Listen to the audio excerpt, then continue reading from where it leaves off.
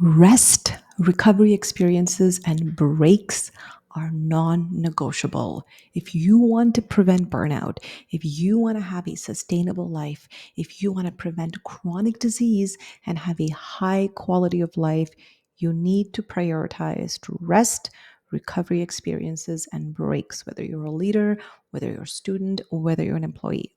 My name is Samana Jetty, and I'm going to walk you through D.R.A.M.M.A. This is an evidence based model, and I'm going to show you the 6 different ways that we can use rest and recovery strategies for your work life to prevent burnout.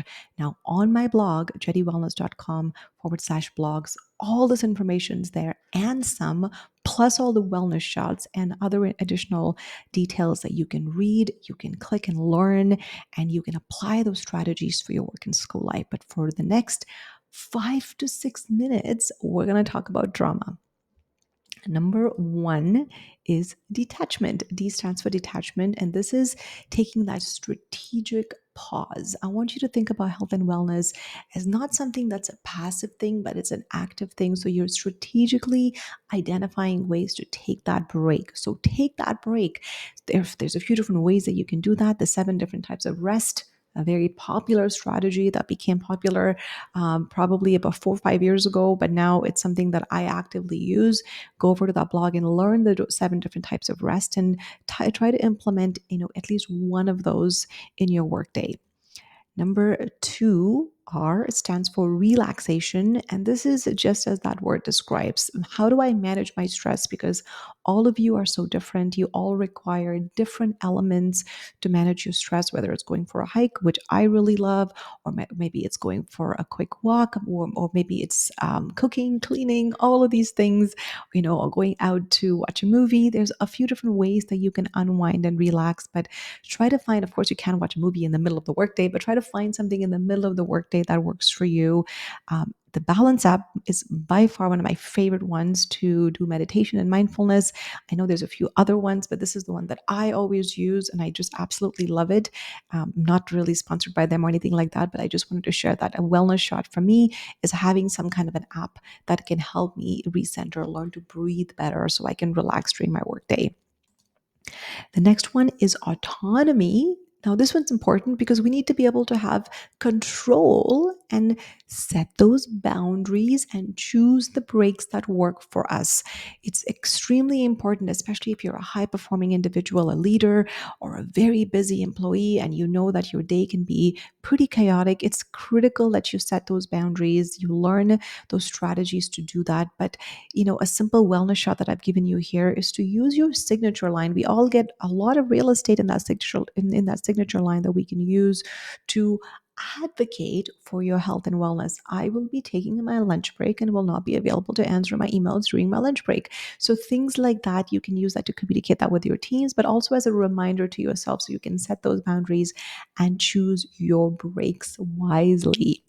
Mastery, very popular, very famous because I always talk about it. It's such a good strategy.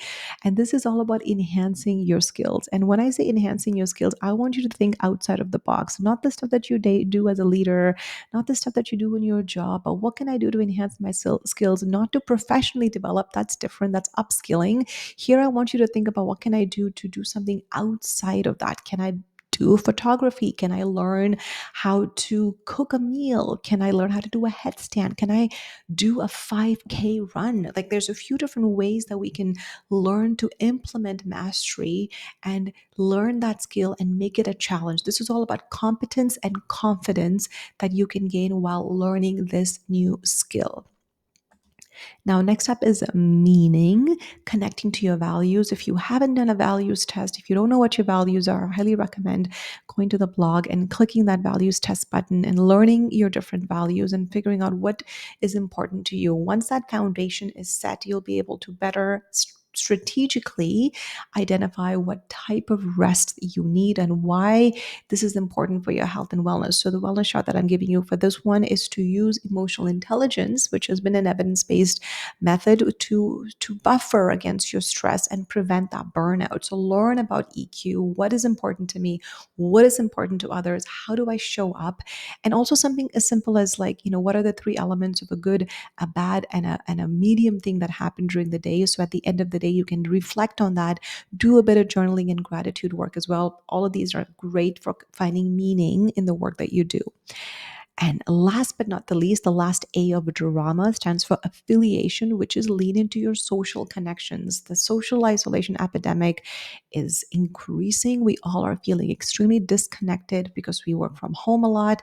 And I think still sort of recovering from the really traumatic things that happened in our lives during the pandemic, etc. So I would love for you to think about identifying some core people in your life that you can lean in and get that social support. There's 5 different types of social support, whether you're playing a basketball game, whether you're going for Zumba, whether you're going to the gym, whether you're having a book club, even during your work hours, lean into that social support so you don't feel isolated, whether it's a mentorship group or peer support groups.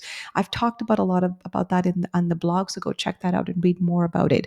So these are the 6 elements of drama: detachment, relaxation, autonomy, mastery, meaning, and affiliation. And I've given you all of the different kind of general strategies here. And in the blog, there's more information for you to read as a leader, as an employee, and as a student, plus some other definitions, etc., that you can learn to really hone in this idea that recovery experiences, rest and breaks are critical for your well-being, whether you're working from home or you're working in the office. So my last thing that I want to say to you is read the blog. Read the blog, learn more. And if there's one element of this, now remember, you don't have to do all the 6 all the time, every single minute of the day. It's about figuring out what one element works for you and really trying to identify, like, pick and choose what works for you on different days. Maybe on high intensity days, you really just want to relax by doing, some active, some passive detachment. And maybe on those low functioning days, you want to learn and do some mastery experiences. Okay. So those are the elements. Learn them, apply them, and I'll see you in the next one. Cheers.